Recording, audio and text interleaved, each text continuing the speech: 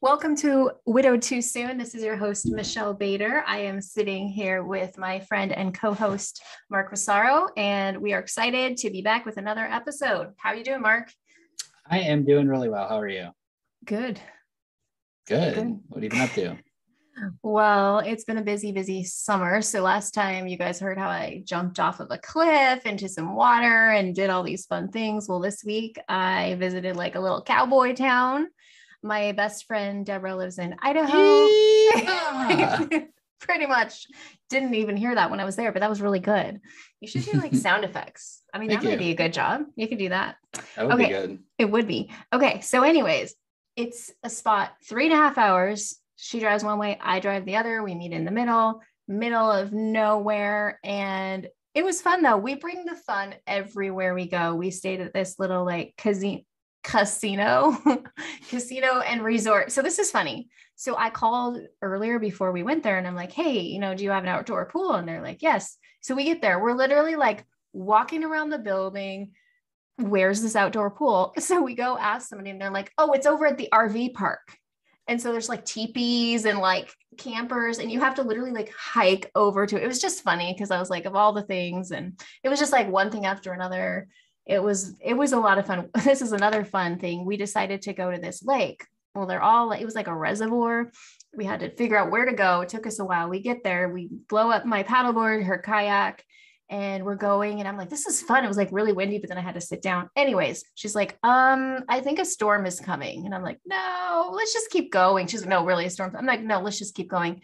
And then we try to turn around and we hear, that's thunder. It started thunder and lightning. And she's like, we have to go. Don't you remember your lifeguard training? You have to get out of the water. And I was like, well, I didn't get a picture of you yet in the kayak. She's like, let's go. I'm like, I need a picture. She's like, I'm serious. Get out of the water.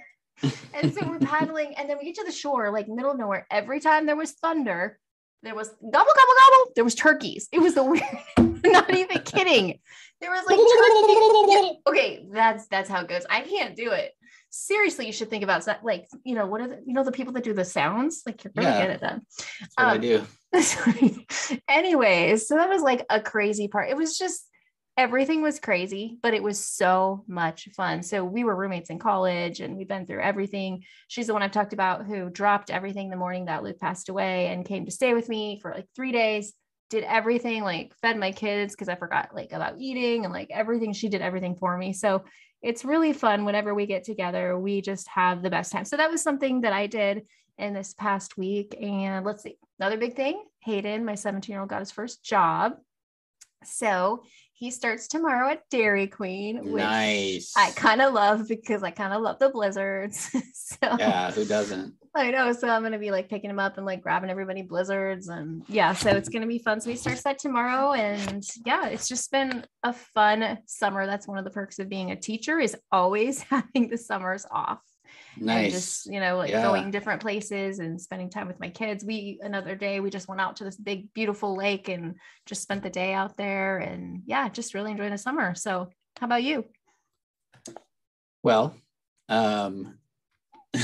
nothing that exciting.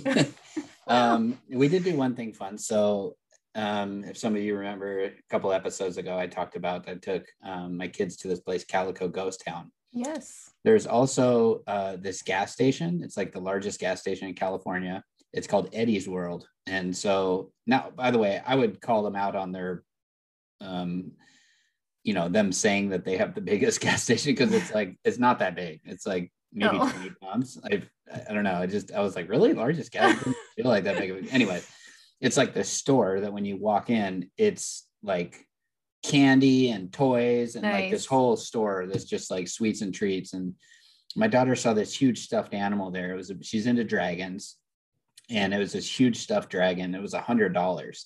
Whoa. I was like, I'm not buying you $100 stuffed animal. Like, that's insane. I could get that on Amazon for $20 or whatever, but she just wanted it and wanted it and wanted it. And I said, okay, well, I'll tell you what, you can, I'll give you chores, and then you can earn money. And so she was doing a couple of things around the house, and I would give her $10 a week towards it.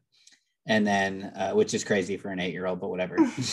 So she actually got up to $70. Nice. And my father-in-law had a good idea that I really liked, that he said, why don't you just wait till she gets halfway, and then take her out there and you pay for the rest of it. And I was like, oh, that's a good idea. I like that. And, you know, he was a really good, there were a lot of stories that my wife Lacey would tell me about when she was growing up, and just the way that their parents were like very fair with them. And, you know, just just there were a lot of things that she mentioned about the way that they raised her that I really liked. And so I really take their advice seriously when they, you know, have an idea for me or whatever. It means a lot to me. And so I was like, that's a great idea. And so I told her, and she was so excited. She said, is there any other fees besides the $100? I'm like, yeah, let me tell you about a little thing called tax. Yeah.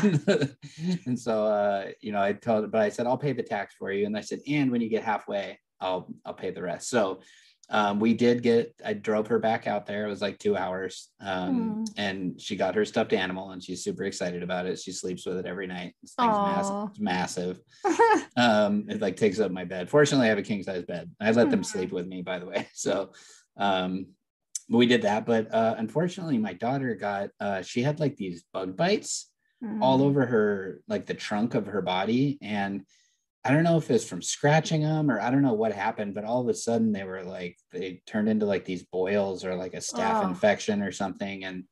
And she was like crying out in pain, and it was just miserable. And then, you know, I called nurse advice, and just, it was interesting because it's like grief can just hit you in any moment at any time. And so being on the phone again with urgent care, and it's the same music when you're on hold as I've heard so many times before. Well, you know, you're also Kaiser. So like having to listen to that music and sitting there, just having the feelings come up of like, you know, me being worried, but I have to sit there and wait on hold for somebody to pick up the phone. And, you know, you don't want to hang up, and, you know, just all these things that just brought back a lot of memories. And they're like, you need to bring her to urgent care tonight. I'm like, oh man. Like, so she's like, okay, so there's a hospital off of Keller Road, you know, in the city, Menifee or whatever, or Marietta, excuse me. And she's like, do you need the directions? I'm like, no. I know how to get there. You know, it was a hospital that not only I took Lacey to a lot, but where I went and picked up all of her prescriptions. So walking in there again, checking in the urgent care again, just brought back so many memories. I was like, oh, I remember when she, you know, had to ask for a gurney because it was too uncomfortable to sit in this lobby, and just so many memories, you know. And then the pharmacy, it was like, I walk in there and I'm like, oh man, I know like all of these employees, you know, I know all the pharmacists. But to be honest, even though there were some painful parts of it, it felt really good to not be in there with the same cloud hanging over my head as was there when I used to go. So we basically sat at home all week. You know, I didn't really go because that trip I talked about, that was before she got the skin infection. But so we pretty much just stayed at home because she had a fever for the first few days, which is, you know, scary. And they're like, keep a close eye on that fever, you know. I'm like, okay. So I was like checking her temperature all the time. But we pretty much just hung out and watched Disney movies. And, you know, I just kind of sat around the house with them. And while it was boring, it was nice to be able to keep, like, I didn't want to let her out of my sight. Like, I've been through too much, and I wanted to make sure that she was better, you know? So, unfortunately I had to take the week off work, but, it was nice to be able to stay close with her and keep an eye on her and all that good stuff. But, so that was my week. But I did, since, you know, you did the podcast by yourself last week because I was unavailable for that reason that I just talked about. So thank you for that. I really appreciated that. That was awesome. But the last time I was on here, I talked about VBS coming up and how I was going to wear my little uniform doing security. How was your little uniform? I'm sorry. You know why you didn't mean it like that. It was just funny. But you know, that actually was hugely successful, and it was a lot of fun, and it was cool, like just serving again. And you know, a bunch of my buddies did the security too, so you know, it was just awesome. Yeah, it was a good time. The kids had a great time, and my friend Tamara did a great job putting it all on, and obviously a lot of people did a lot of the work. My friend Natalie and a bunch of other people, but it was awesome. But it was funny because there was there was one incident. So our church is in an area that has a lot of drug users and homeless people and stuff like that. And so I see fortunately, one of my buddies that was there does security all the time and kind of knows the ins with like the locals and stuff like that. And I see this woman walk up who, to me, I just thought it was a mom going to pick up her kids. And I'm like, hi, how you doing? And I just let her walk right in. And my buddy like stopped. I know, right? I'm like, dude, I thought she was, I mean, she just walked in with confidence. Like she knew right where she was going. So I'm not going to stop every parent and be like, hey, like, are you here to pick up your kid? Right. So yeah, she walked in. My buddy's like, whoa, hold on. She was like getting all irritated. And so anyway, it was like kind of a situation, but he told her she had to take off. And especially when there's like a lot of kids, you know, he's like, if you need help, like come back on Thursday, we do the food pantry and stuff like that. He's all, but tonight's not the night. We have a lot of kids here, and you know. But I was like, I'm so sorry, dude, I just let her walk right in. Oh my gosh. That was kind of funny. But yeah, so anyways, that's what I've been up to. That's awesome. I wanted to mention that I saw this picture that Tamara posted, and she was talking about how Lacey would be so proud that Alexis was like leading worship. And what was that like for you, like seeing her? So I was outside. So I got to see videos of it later. But it was really cool. And she is just a little shining light, man. And Lacey taught her this. Every time she'd go to the grocery store with her or whatever, it was always like, say hi, now ask her how her day is. And, you know, she was just always training her to talk to people and to be social. And now she is like this little social butterfly. I'm not even kidding you. Like everywhere we go, I went out to dinner with them last night, and she goes, hey, can I go say hi to that little girl? And I'm like, yeah, just real quick. You know, they're eating. And you know, so she walks up to this table, and you know, the adults were real nice to her, and they're like, so, you know, how old are you, and blah blah blah. Started asking. She's like, do you guys want to hear a joke? Like a whole table of people. I love her. When I started waiting tables, like it took me so long to build up the courage to go talk to a party of 10 people or whatever. She walks right up, no problem. She's like, you guys want to hear a joke? They're like, sure. She's like, what does she say? How does gosh, what was the joke? How does a ninja oh gosh, I'm gonna draw a blank on it. How does a ninja take out his assailants quickly? And they're like, I don't know how. And she's like, chop chop. Oh my gosh. Did she say assailants? That's a pretty big word. Yeah, I know. That's amazing. Yeah, she's smart. She's a smart little girl. She always says all kinds of. I remember she was 3 years old and she saw the Northern Lights on TV, and she's like, oh, whoa, Borealis. I'm like, what? I'm like, did you just say Aurora Borealis? Oh my gosh, that's amazing. Like, yeah, she learned it on Little Einsteins. Oh yeah, of course. Little Einsteins. But her nice. I used to watch that with the kids. she retains information really, really well. That's awesome. So, but yeah, anyway, so she's this little social butterfly. So her being on stage was not any surprise to me, right? At all. I mean, when we were making that church building, you know, we were doing a lot of construction, getting it up and running and stuff. I was doing a project there, and this nice girl, Michaela, was watching my kids for me. And next thing I'm in this like back room, but it's still in the same main room, but I was in a back room of the sanctuary. And I was hanging some stuff on the walls, and I just hear Alexis, now, if any of you do not know Jesus, I love it. Raise your hand. There was no audience. Oh, she's just practicing. She was pretending there was an audience, and it was adorable. So my friend recorded it, and she was like, now, if any of you think you're perfect, raise your hand. Okay, because you're wrong. Nobody's perfect except God. Like, I love it. Preaching the gospel. It was beautiful. So anyways, yeah, it was really cool. And it's Tamara's message was right on point. It was you know, no matter how good of a day I'm having, there's always these moments where I'm like, gosh, like, right. It's unfair that Lacey's not here for this. You know, it's unfair that she doesn't get to see this, but I know Lacey doesn't feel that way. And so it's like, I'm okay, but it's just like, oh man, I wish she could just see the stuff that she created in this little girl that has come to fruition from her teachings. You know, some things that are just very direct, that are like, that's your mom. You got that from your mom, you know?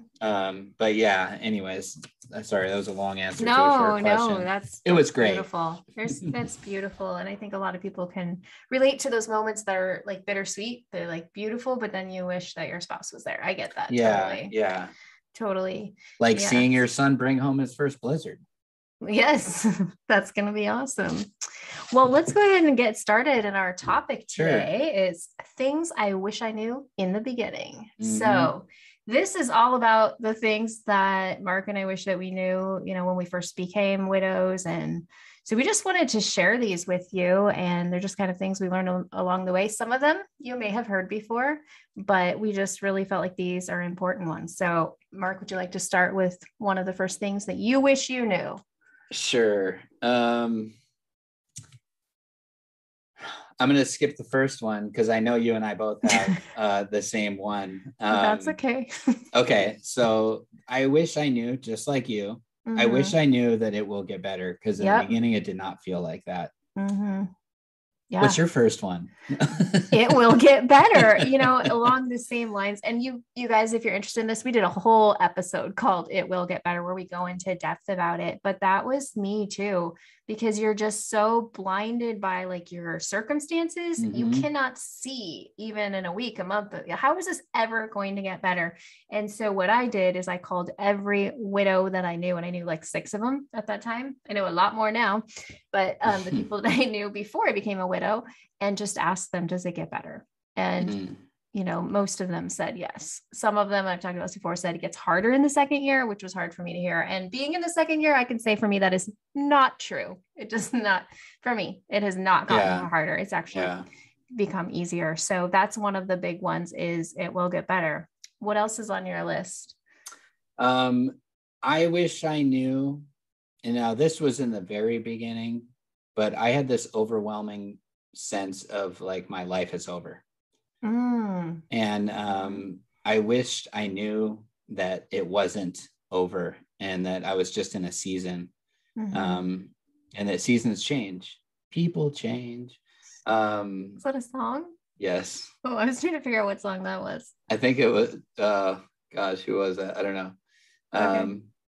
I've tried before to tell her all the things from yesterday, just to, I don't know. People I'm winging change. it. It's something I like don't know that one at all. People change. That sounds like a good one. Oh, that was really bad. Which is correct. People like change. I'm gonna look that up. Yeah, you'll know it when you hear it for change. Sure. I don't know if that's the name of the song. That's what I guarantee you'll know it when you hear it. Anyways, what were you saying? Some people are probably laughing at how hard I just butchered those lyrics. I know it wasn't right. It's funny. I was just talking about this. Lacey had this thing. If I ever sang a song wrong, she wouldn't just correct me and tell me what it was. She would make me sing it again. She's like, wait. No, what did you say? I'm like, just what is it? And she's like, no, what did you say? So there was that song. So it's signed, sealed, delivered. I'm yours. Yeah. I thought it was sky's still the limit. I'm yours. And she would not let it go. She's like, no. What did you think it was? I'm like, oh, gosh, okay. Sky's still the limit. She's like, and she's like having a laugh about it. And she's like, no, it's signed, sealed, delivered. I'm like, oh, really? We had a lot of those. I had one on her. One where she sang the wrong lyric. I don't even remember. I think it was like an Eminem song or something. I'm like, wait, and I totally rubbed it in. I'm like, wait, what did you think it was? Well, this one was my big one that Luke always thought was funny. You know, the song Don't Go Chasing Waterfalls. I thought it was Don't Go Chasing Waterfalls. Like it was a guy named Jason Waterfalls. Please stick to the rivers and the lakes that you're used to. Like over and over. He's like, that is not it. That is not it. I'm like, yeah, his name is Jason Waterfalls. Look it up. But that's really, awesome. It wasn't. So I get that problem. I watched a show, King of Queens. Oh yeah. And what is the real name of the song? Because all I hear is what the guy Doug from that show thought it was. It was River and Blue Jeans, or something like that. So he thought it was Reverend Blue Jeans. He's all, no, it's a hip reverend that wears blue jeans. So anyways, I think of that every time I think of something. So I wish I knew that life wasn't over is the whole point. Right. But I also wished that I knew that. Now I knew this, but I hadn't lived it yet. So it's difference between living it and seeing it and feeling it versus having faith that it will happen. After I saw it happen, now it's easy to look back and be like, wow, how did I doubt that? But I wish I knew that God was going to provide a way. That was like to survive. I honestly, I didn't know how I was going to do it. I had no idea how I was going to do it. Like, I'm now this dude by myself raising 2 little kids and trying to keep a full-time job and trying to educate them and teach them and, raise them up to be followers of Christ and to love the world. And I just didn't know how I was going to pull this off. I didn't know. And I knew I wanted to, but I wished I knew, because it caused me a lot of pain and a lot of grief, in addition to the pain and grief that I was already feeling. So I wished I knew that God was going to provide a way. And so just the people in the beginning of this season that you're in, this chapter of life, just know that you just trust in God and he's going to provide a way, even when it seems like there is no way. But I wished I knew that. In what ways did you see God provide? I mean, I know it's a lot, but to encourage people. Simple ways. So I didn't even know the basics. I didn't even know how I was going to keep a roof over my head. How was I still going to work a job that I'm gone from my house for 12 hours a day. And I was talking to, she's like my best friend now, but it was Lacey's best friend, Tamara. And I was like, Tamara, and I wasn't like prompting her or anything. I was just venting to her about, I'm scared, and I was like, I don't know how I'm going to do this. And I was like, what am I going to do? Like, how am I supposed to get to work by 5 a.m. and drop the kids off at school at 7:15, get off work at 2:30, and I work an hour away, but somehow be home to pick up the kids at 1:45? Like, how am I going to do this? Logistically, it is impossible. And she's like, no, I talked to Lacey about this before she died. I'm going to homeschool your kids. Wow. And that's so I take my kids to her house every single morning. And obviously there was a lot more conversation that went into that.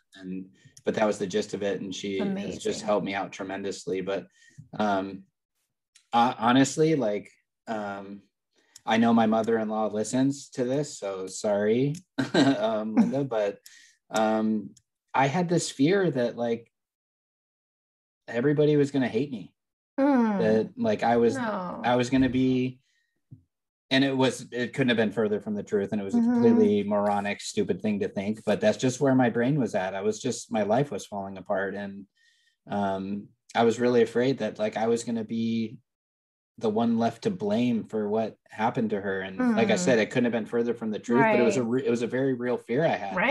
I all of a sudden had this family for the first time in my life. And just based off of the way that everything else has gone in my life, what made sense to me is that I was going to lose this gift that I had been given of a family. And they have been really good to me and stood by my side. And so honestly, like my original fears were like, am I even, because I work for my in-laws, I was like, am I even still gonna like have a job? Not that they would like, not that I had a feeling that they would like screw me over or something like that, but just, I don't know, it was just hard to picture what this new life was gonna look like. And so just to sum it up, like God providing a way, like my life, I just didn't know how to understand what my life was gonna look like. And so it just felt like there's no way this isn't gonna work.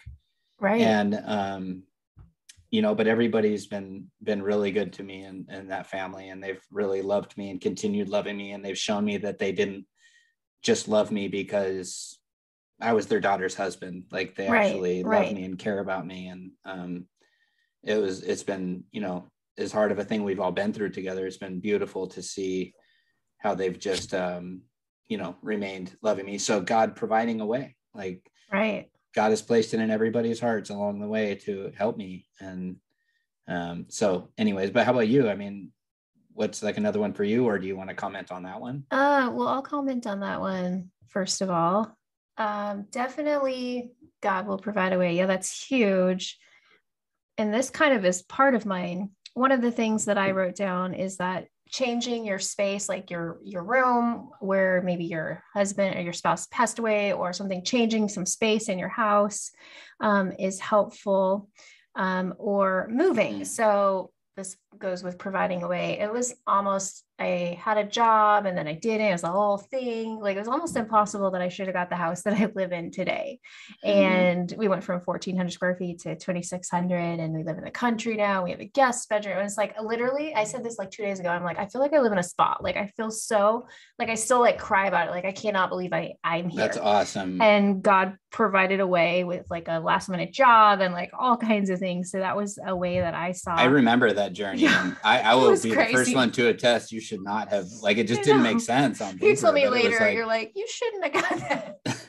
Like, just, I mean, I've purchased two properties in my life, and yeah, I mean, if the cards don't line up, the cards don't line up. Like, the bank has no problem saying no. Yeah. But somehow it like just worked out for you. And I was like, seriously? Like, oh my gosh, praise God. I remember praying and praying and praying for you. And I wanted it for you. I wanted it for you really bad. And I just knew with how much pain and how much stuff you've been through. And I just really wanted to see you get that house. So I was praying like really hard for it. And I just couldn't believe it. It was like, whoa, God, like that was a big miracle. One. That was a big one, you know, like huge miracle. Yeah, big time. I mean, I still don't, honestly, like the loan guy explained it to me. I still don't get it. Like, cause it was like after close date. I know it was after close date. I mean, it was like impossible, but he's like, I figured it out. I'm like, okay. And now I'm here, and I still am like, wow, God, and what that's done for the healing process for both myself and my kids. This is not saying you have to move. Everybody's different, right. But I was already, so my family all lives near me. I have my parents, I'm 1.2 miles away, my brother and his family, my other brother within like 2 miles, like everybody's here. And I grew up here and I wanted to be in the country. And what it's done for me is living in a different space. I don't miss Luke as much, as in he's never lived here. So it's not like something's missing. When I was in my other house, I felt, okay, this is a memory with him here and here. And mostly for me, it was his death scene that I needed erased from my mind to not think about every day. And that I don't think about it very much at all anymore because I'm not where it happened. And so that was huge for me. I'm not saying it's right for everybody, but for me, it was right. The boys, like they were sharing a room. Now they're not. That helps with fighting. Like, I just feel like we all just kind of needed a fresh start. And so that has been huge. So what would you say about, I know you changed a lot in your house. Like, what did you do and how did that help you? So if anybody has kids, I'm going to speak on some adult content, just as like a warning. But so if you are watching on YouTube, which will be coming in the future, you can see in the background, my room is like that blue color on the wall and blah, blah, blah. So I tried, after Lacey passed away, she also died in this room. And sorry, this is kind of morbid, but we've all been through some morbid stuff. So I think everybody can handle it. And if you can't, this is your warning to turn it off. But it's not that bad. No matter what I did, no matter how much I shampooed the carpets, no matter how much I rearranged and furniture polished and sorry. It's okay. Did whatever, just anything I did, no matter how much I vacuumed or whatever, like there was just a smell that I could not get rid of. And it was like the smell of like sickness, you know? And so I rearranged, I tried everything I could and just nothing worked. And so I finally realized that, like, I bet if I paint the walls. And so I painted my walls and in this room, and that ended up giving me a feeling of like, well, this feels new. Right. Like you're talking about, this feels new. This feels different. This feels really nice. And so then I changed the curtains and I put up some new artwork. And, you know, my mother-in-law gave me some good advice. That she said, Mark, you know, while you're single, like make this your room, make this like a guy's room, you know? And I was like, that's a great idea. And so I just did whatever I wanted to it. Put up some cool artwork that I like, and, you know, just different things here and there, like a clock that I liked, just whatever. And that led to me painting my whole house because of the feeling it gave me. And that led to me, you know, I'm not a very sentimental person. There were a lot of things I kept photos and stuff like that, but I wanted to get rid of everything right away. Like her clothes and stuff like that. And I know a lot of people, that's weird, but like Lacey wasn't sentimental about her clothes. So it wasn't like it was meant something to her. I let my daughter go through and pick whatever she wanted. And I got rid of everything else. I had some friends come over and help me sell stuff. And do all kinds of stuff. But like for me, I knew that if I didn't get rid of it right away, it was gonna be grief for me to do later. Yeah. And I knew it was going to be hard for me to do later.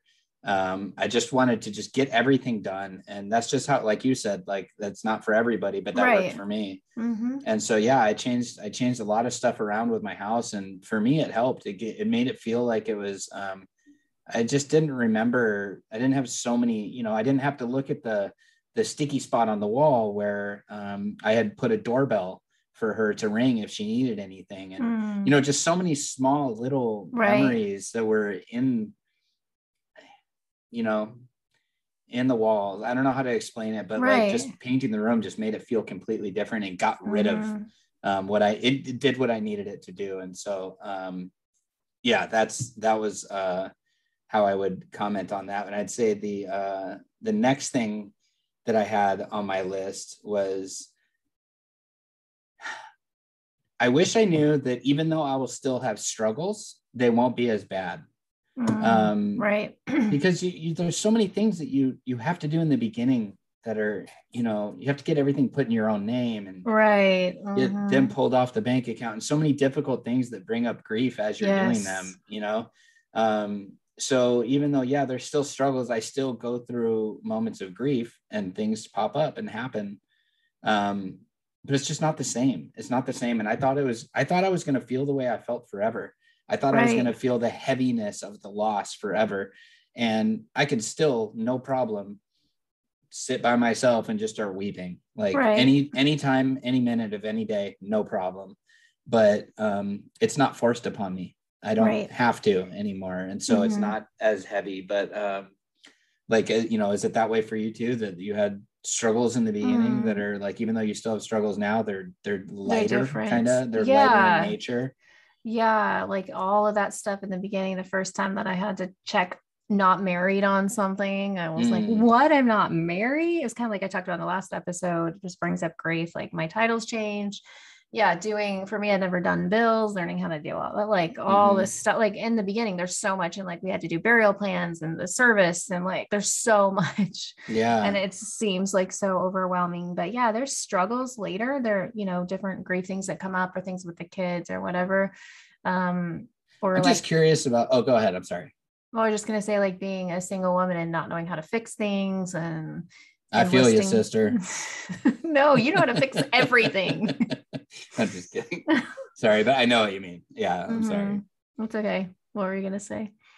Oh, I was going to ask you. So it made me think of it when you said the funeral planning. So I remembered this feeling leading up to it. Like you were so busy. You were so busy planning the funeral and planning, everything. And then when it was over, did you have this feeling of like, oh my gosh, what now? Yeah, and mine's a little bit different because we had two services. So we had like the actual funeral where we buried his ashes at the gravesite, and only 10 people were allowed to be there because of COVID. Super sad, horrible day. But it was more about, the celebration of life, which was almost a year ago for us, August 16th. That I know what you mean. It was like planning all stuff. I've told everyone it was like planning a wedding, but without the joy. Like it was like all this stuff, and you're so busy and you're surrounded by friends and family. And that was a beautiful day. We had a great time celebrating and good memories and all of that stuff. But I do remember the next day, everybody left, and I was like, what now? I have to have a purpose. I have to have something to do. Yes, I totally felt that 100% when that one was over. Because I think after the first one, I knew we were going to do something bigger. So I still had more to plan. But after the second one, then it was like, oh boy, what do I do with my life now? Right. Like, it's over, because it was just like, okay, once we get to that, we'll have some closure, we'll have closure. We had to wait several months because of COVID. And so then it was over, and it was like, okay, now what? Yeah. It's like you get home and the Jeopardy music starts playing. You just like, don't know what to do now. You're like, Yeah. Cause there was so much. I don't have anything to plan. it's just now my new life starts. That's how it felt for me. It's like, oh, this is actually, even though it's been a month, this is now the start of my new life. And it was really weird feeling. And that's when I started having this overwhelming feeling that I haven't had since before I was a believer, but it was this feeling of like, what's the point? Like, what's the point of everything? It's just like this overwhelming, like, obviously you still, love your kids and you're there for your kids, but just as your own person, because we have to be our own people sometimes and not just solely think about our kids. Sometimes, it's important to recognize your own feelings sometimes. And I just remember this feeling. I was like, gosh, what is like the point of all this? And I don't feel that way at all now. Right. But I do remember that I felt that way. I don't understand how I felt that way, but I fully remember it. I was just like, man, everything feels so meaningless. Everything, like, oh, who cares? I get a paycheck. Everything feels meaningless. Right. Oh, great. I put money in the bank. Everything feels meaningless, Yep. And it was just, it was a very strange, depressing feeling. But fortunately, through prayer and a lot of friends, that wore off really, really quickly. So what's your next thing on your list? Anxiety is a part. Oh, did I already say that one? No. Okay. Unless I wasn't paying attention. I think it's my widow brain, which is a real thing. We forget things. Anxiety is a part of grief. So there's actually, I'll put a link to a book called Anxiety, the Forgotten Stage of Grief. It's an actual thing. And if you have witnessed someone pass away, it's like much higher that you'll have anxiety. So all of that, I never have had anxiety in my life. Like I'm always just like, whatever, just go with the flow and like not worried about things. So, and I think I mentioned it before, Luke actually passed away from a blood clot in his calf is where it started and went to either his lungs or his heart. So all of a sudden, like 3 days, it was the weirdest feeling. Like 3 days later, I felt something in my calf. I swore I thought I was having a blood clot, and I started like feeling really faint, and like I was about to pass out. I woke up my daughter, and it was like the scary thing. So my mind had made me think so much that I was like passing out. It was really scary, this anxiety. And then it happened probably over the next 3 or 4 months, like 3 or 4 more times. I would do something, and then my mind would like freak out and think that I was dying. And so that was a new thing for me. But, there's a lot of verses about anxiety and casting all your cares about on God. Let me find what I'm looking for right here. Yeah, totally. I really would pray through it, and I would ask. Haley slept in my room, and she was 14 at the time, and I would just ask her to pray for me, please. And that really helped. 1 Peter 5:7 says, cast all your anxiety on him because he cares for you. That's easier said than done, but really doing that and learning to pray through, if you're having anxiety, like pray through that. And I like this one too. Philippians 4:7, and the peace of God, which transcends all understanding, will guard your hearts and your minds in Christ Jesus. And just really like trying to go to God. And then another part of that is like, I had and I still have trouble with sleeping, but not like I used to. Like it used to be like sadness, kind of like not being able to sleep. And I found that listening to, like, on YouTube, they have, if you listen to Abide, it's also an app, they play verses like with music. And then I just found a new one yesterday. It's called Dwell. And I got the app, and you can have like music, and then you can choose like all different voices, and like you can choose the topic you want to hear verses on, and it just plays it. It's so awesome. That's pretty cool. So I'll put a link to that too, because I just found it yesterday, like somewhere. And so that is helpful. Like I listened to ones about peace last night. And so I recommend that if you're like having anxiety or having trouble sleeping, being able to, listen to stuff like that. So definitely I had anxiety in the beginning. I don't really have it. I mean, there's once in a while, like when I was about to step off that cliff a week ago, a little bit of anxiety, like, but not really. So I don't really have that anymore. What about you? Did you experience anxiety? Yes. A lot of anxiety. It was, for slightly different reasons, because of how intense it was, right. Going through what I went through with Lacey. Every single time I woke up, and for me at that time, sleeping was 20 minutes at a time, 30 minutes at a time max. Every single time when I woke up, it was like this. I was afraid. I thought I missed something. I thought something happened when I was sleeping. My heart was racing. And so it took a while for that. Like the first month after she passed, I was still waking up like that every morning, even though it was like I was sleeping through the whole night finally. I would still wake up gasping for air, panicked. Like I had to like look around and like kind of talk myself down that like, nothing's wrong. Nothing happened. You didn't miss anything. And so I had a lot of anxiety. Yes. To answer your question, I think it was slightly different reasons, but I had a lot of anxiety about wondering what was going to happen next and what I'm supposed to do now. And am I going to mess this up? Am I going to screw this up?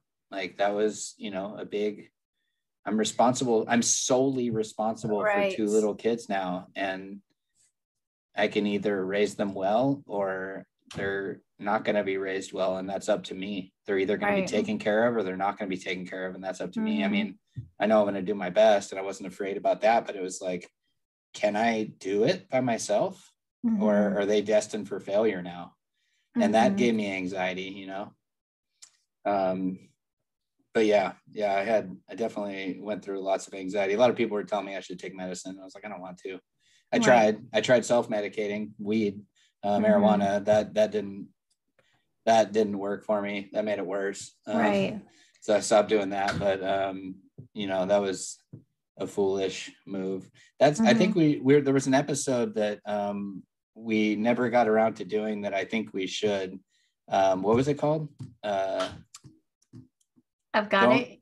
Don't fall for counterfeit comfort. Counterfeit comforts. And I think, man, I wish I knew that because, that I really went for a counterfeit comfort thinking that was going to comfort me and it didn't. But I think that would be a good episode to do. But, another thing, these are the last 2 things I have that I wished I knew in the beginning. This isn't anything negative. This is just how it is. This is human nature. I wish I knew that people were going to change and that people wouldn't know how to act. Certain people wouldn't know how to act around me.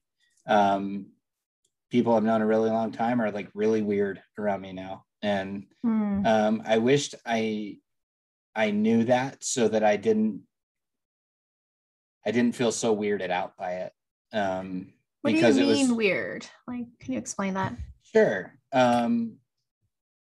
They're afraid to say things around me. They don't joke around with me. And it's not everybody. It's just a select few people. But like, they don't joke around with me anymore. Like they think everything's so serious all the time, and that like they can't say anything. Or if they're like, oh, and I remember when Lacey was, oh, sorry. And I'm like, no, you're like talk about her. I didn't mean to bring it up. And I'm like, dude, do you think Please I forgot? talk about her. Like, do you think I forgot? Like, no, I didn't forget. Like, I think about it all the time. Like, yeah, exactly. Please talk about her. Like, I love it. Don't, but I love though, that there are people who are not like that. Yes, exactly. The people that just still joke around with me. Yeah. Will still goof around with me about funny things Lacey did or whatever, hey, remember that time she, burnt your oven or whatever, like, just little things. Just in all fairness, I burnt the oven too, so I'm not making fun of her. But wait, how do you burn an oven? I don't understand what you're talking about. Here we go. Just real quick, I got to know this story. Everybody wants to know this story. So Lacey's was with, it's funny because if there's anybody listening in her family, like this will not surprise them because it's sort of something that's like a joke that a lot of people in their family do. She was burning a loaf of bread and she pulled it out of the oven and it was like fully on fire. Oh my gosh. And so she burnt it's a double oven and it has an electric panel above it. And so it like melted some of the like circuitry. And so like I have to like hack my oven to like turn it on. Oh, still, and this was years ago. So I had shortly after she passed, one of my friends, Brian, and his wife, Sarah, came over. They wanted to make dinner for me. It was really nice. And Sarah says, hey, can you please turn on the oven? Because she knew that I had to like hack it. It was like like hacking the NSA or something. And so I'm pushing all these buttons to show them, well, you have to do this, then you have to do this, blah, blah, blah. So now I turn on the oven for her and she's like, hey, I'm back with my buddy Brian, and she comes out and she's like, hey, your oven's like smoking. And I'm like, oh yeah, okay, no problem. And I come in there, I'm thinking it's just like crumbs on the bottom of the oven or whatever. And I come in and it's like billowing smoke. And I'm like, oh. And I didn't know what to do. So I walk up to it and I push the oven light and all I see is the label for a pizza box that I had put in the oven. Like you left it in the oven. Like I left it in the oven. Got it. And yeah, it was like totally like I could see the embers. And so I was like, I grabbed the fire extinguisher and I'm standing right there. My buddy's like, oh, dude, just grab it, just open it and I'll throw it outside. I'm like, if I open this oven, it's going to engulf into flames. And sure enough, I open up the oven. he just grabs it, pulls it out with flames coming off of it. So anyways, that's how you catch an oven on fire. Oh, I never knew. Yeah. So, you know, just Awesome. things like that. I wished that I knew that people were going to change. Like some people were, again, I don't mean this in any negative way, but I've said it before that, what is your daily life, and people that are so encapsulated by it in the beginning, right? It becomes yesterday's news to them. Yeah. Yep. And to you, it's still very much a part of your life. And like, I wish I knew that. I wish I knew that people were going to forget that something happened to you, you know? And it's human nature. I've been guilty of it myself a million times. Like, it's just how we are. If it's not happening to you directly, you don't tend to hold on to it the same way that they do. You know, that the person that's actually going through it does. And so I wish I knew that, but it reminds you to really focus on your good relationships and keep them close. And I had a little bit of a hard time with that because my relationships that people were close to me were people that it became, I was just talking about this earlier, it was people that it was kind of hard going over to their house at first, like, because they were husband and wife and they had kids. Right. And the smallest things that they would never, ever think would bother you were really hard. Like, hey, honey, would you like me to get you another beer? Or would you like would you like seconds? Would you like another slice of bread or whatever? Just seeing, you know, it was like, oh, that would have been Lacey asking me if I wanted seconds, or, you know, just whatever, or seeing him walk up and just give her, a sweet little hug and kiss on the cheek when she was like cooking dinner and then walk away. Like they would never, to them, it was just a little intimate moment. To me, it was like, oh man, I miss that. Right. You know? Yeah. So it was a little hard, but,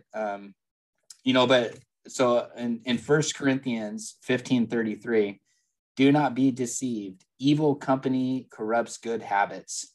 Awake to righteousness and do not sin. For some have the knowledge of God. And so when I think of that, I'm just like, yeah, I want to like be careful in my friendships and really like stay focused on the people that I know are true friends. I don't know exactly how to explain it, but like, I'd say like, don't worry about the people that are weird around you or that don't know how to, you know, just focus on the ones that you do have. And that would be like a good piece of advice that I wish I knew in the beginning, is to like, not waste time wondering why these certain people are having a hard time being around me when I've known them for so long, when I'm like, dude, I'm not different. Like you're different. Right. And, you know, but I have some friends that it's just hard for them. Lacey meant a lot to them, and it's hard for them to come over here or whatever, you know, it's hard for them to be reminded of what happened here, you know, and I get that, but I'm just like, I don't have the capacity to worry about that anymore. Like, that's fine. That's their own thing to figure out. I'm not going to spend my energy figuring that out, but sorry, I kind of no, that's good. Took it over here.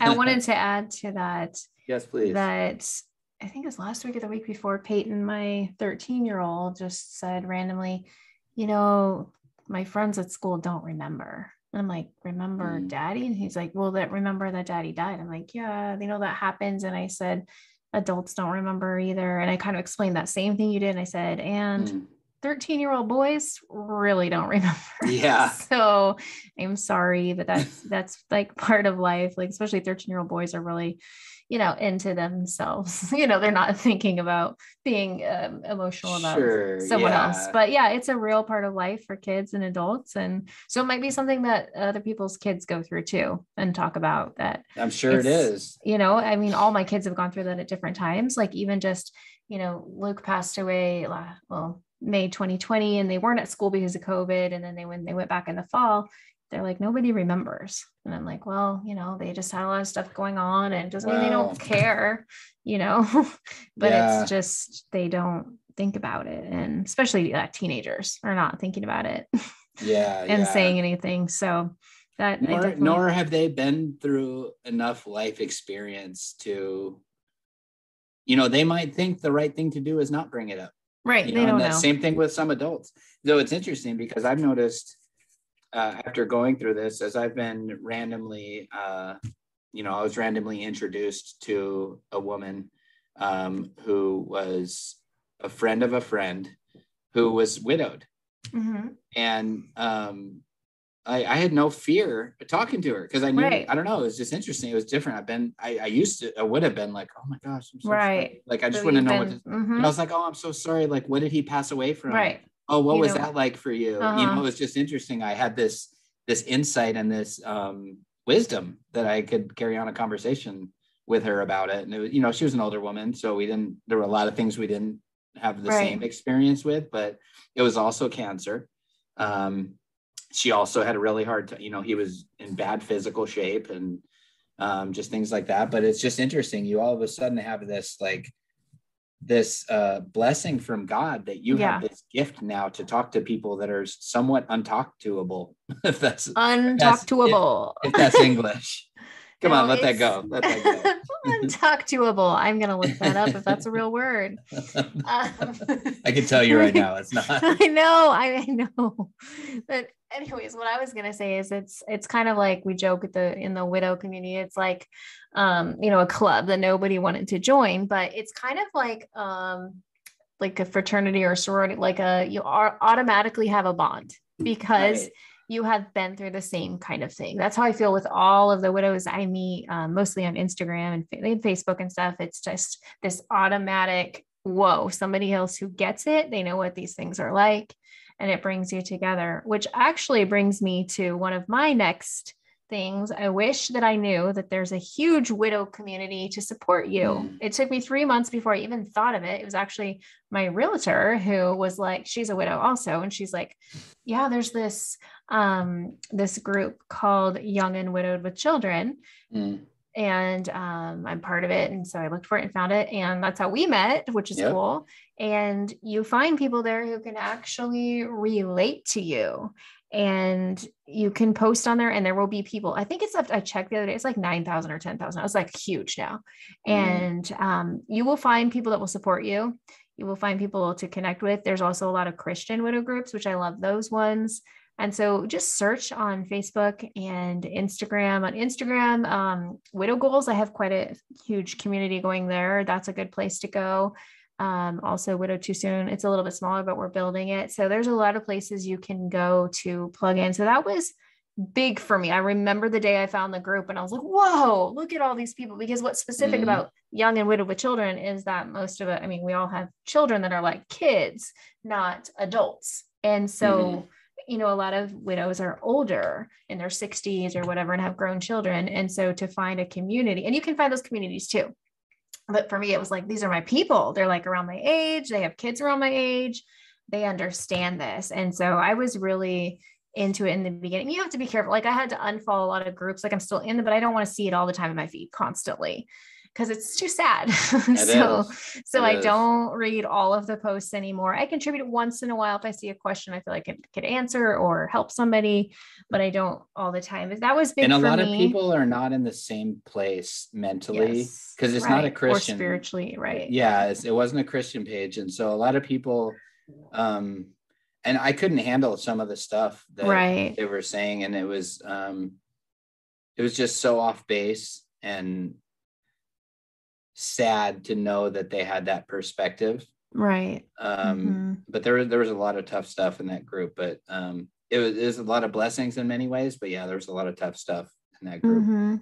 Yeah. So that was a big one. I'd love to, it's actually one of my dreams to start like a local widow community. So I can actually see people in person, so that's out there in the country, out here in the country, out in Ridgefield, y'all.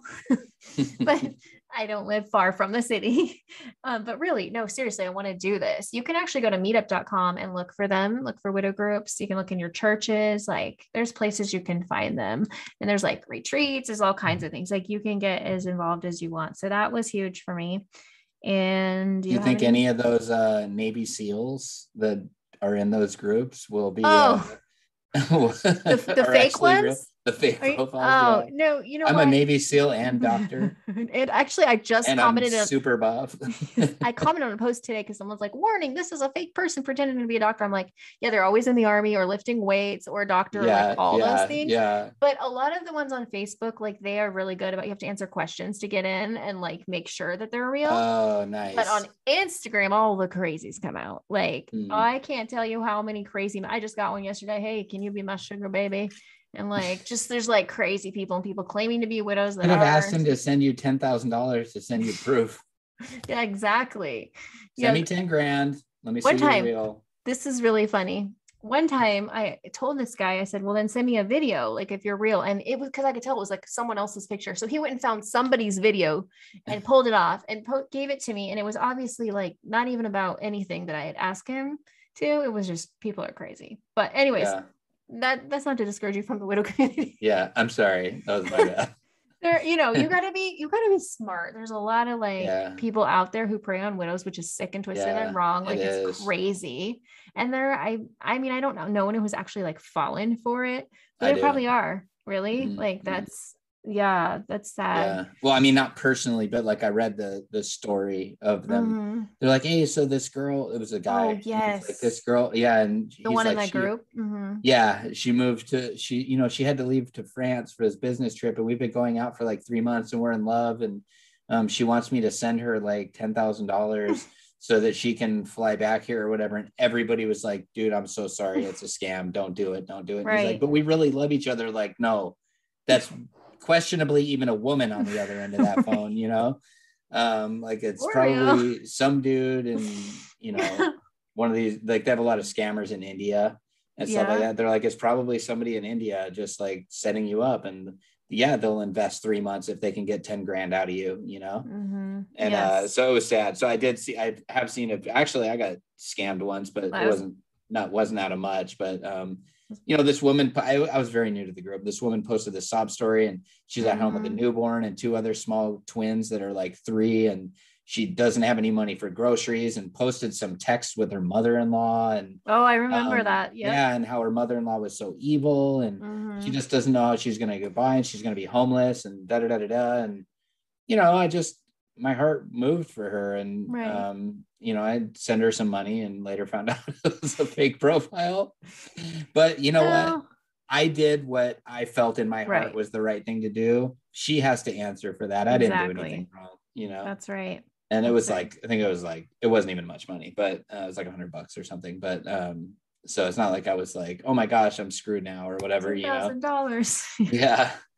So, but anyways, and I did want to say one more thing that has been on my mind, because the last episode I was on, I was talking about Romans 8:18, which I love that Bible verse. Mm-hmm. For I consider that the sufferings of this present time are not worthy to be compared with the glory which shall be revealed in us. And you asked me what I thought that meant.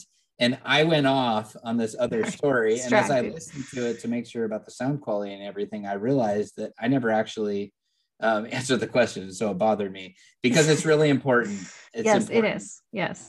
So I consider that the sufferings of this present time are not worthy to be compared with the glory which shall be revealed in us. And you said, what do you think that means, the glory revealed in us? And it's that we're going to get glorified bodies in Christ, and like how beautiful that is going to be. Mm-hmm. It's just not worth comparing any suffering on this earth to the glory that will be revealed in us when we get our glorified bodies and we are like Christ. Right. And so anyways, I was like listening, I'm all, wait, Mark, you never finished. That's So funny. it's been bugging me. So thank you. Yes. Oh, I Well, feel better now. I'll be able to sleep. Thanks for clearing that up. I Sure. do have one more thing, and it is Okay. the thing that I say the most often in almost every episode. Wait for it. Wait for it. What we feel, we can heal. It's like, yes, you knew that one. And this is big, big, big, big, big. I didn't know this in the beginning. I learned it from my grief counselor a few months in, I'm going to explain again. I know you know it. Just listen anyways.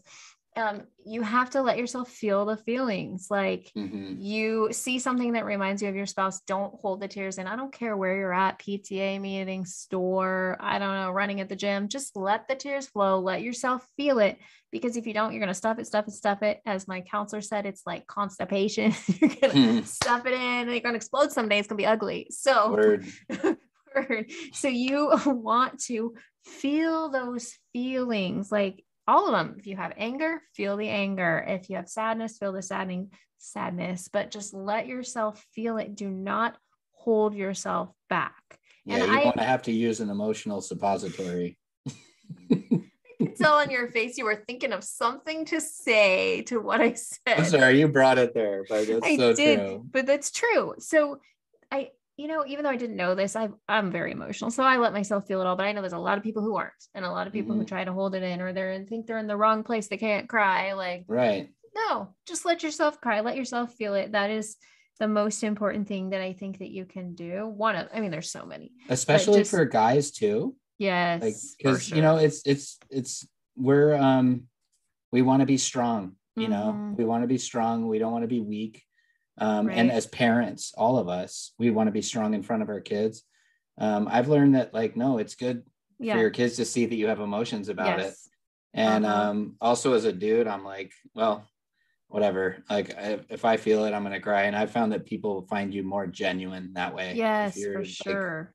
Not afraid to show what you're feeling or express what you're feeling. And, there's just a lot to be said about that. And I agree. I'm glad you brought that up. That's a good one. Just to feel it. Don't be afraid to feel what you're feeling and weep it out, Weep it out. You need to just weep one out. That's awesome. I'm thinking that next time I'm crying, I'm just weeping one out. Mark said I'm weeping one out. That's hilarious. But just one more note on that. I would definitely cry in front. I still do, in front of my kids, and just talk about I'm crying because I miss daddy, or I wish that I said it to Haley the other day. I don't remember what happened. I was just like, I really wish your dad was here to share this, because when you're parents, you have someone else who equally loves you as much. And I don't have that anymore. I don't have that person. I know grandparents love them and all that stuff. It's not the same. You know what I'm saying? You're like, I wish that he was here to see this moment. I can't even remember what it was, but it was something that I really was sad about. I just wish your dad was here. And, so I think it's important, because then it models for them that it's okay to feel these things. Because I know friends where they had a death in the family and they never talked about it, growing up, and they never, talked about the person. And then it was just this big, elephant in the room that they didn't talk about. We talk about him all the time and share memories and, all the stuff. So was there anything else that you can think of that you wish you knew in the beginning? No, I don't know. Can't think of anything. I thought if I just started, it would just come out, but no, that's about all I can think of. That's a lot. We got a lot of stuff we wish we knew. You know what I wish I knew? I wish I knew more foods that my kids liked. That's something I wish I knew. I wish I knew more foods that my kids liked. I'll let you know. I'll let you know year two what I've learned. I'm still working on it. But that's good. What should I pray for us? You want to pray for us? Sounds good. I'll let you go. Okay.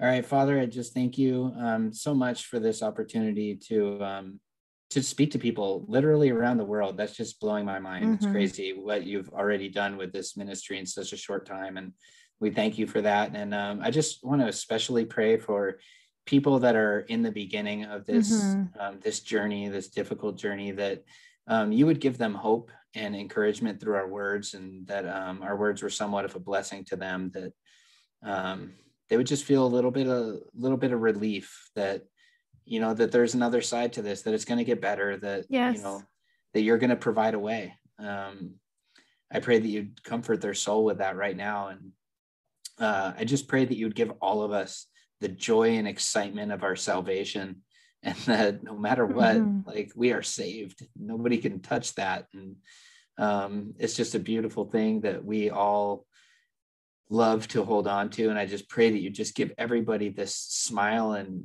just this peace right now, that they know that no matter how hard this is, I will spend eternity with the Father. So we thank you, God. We thank you so much for all the blessings you bestow upon us. And I just pray for peace and understanding and joy to fill everybody's hearts. And I pray that in Jesus' name. Amen. Amen. Awesome. Well, we'd love to hear from you. If you have a prayer request, send it to us at every single time I go, what's the email? Widowed2 with the number 2, widowed too soon, m@gmail.com. You can also find us on Instagram, widowed too soon _ and send us a message there. We love to hear from you. If you liked this episode, we would love it if you give it a little 5 stars. Bing! You knew that was coming. Bing! And rate and review it if you'd like to. And that just helps us get the word out. So thanks again for listening. We really appreciate you and just your support in this. And shizzle or chisel? For shizzle. Oh, for shizzle. Okay. I thought you were a 90s kid. Yeah, but it sounded like you said /80s. chisel. /80s, yeah. / little bit of 70s, just a few months. Oh, that's dating me. No, I'm in the last 20 days of the 70s. Right? See, barely made the cool cutoff. Barely made it where we, 70s, 80s. We're disco babies. Disco baby. Okay. Anyways, we were wrapping it up. So. Yep.